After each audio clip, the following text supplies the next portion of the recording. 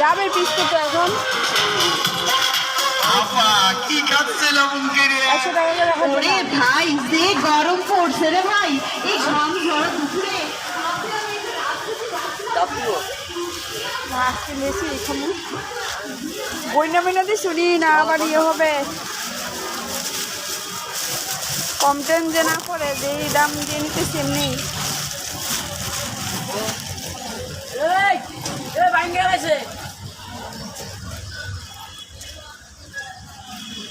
কি ডাব লাগানো দিকে বছর আসুন খুলে ডাব বুঝলাম না।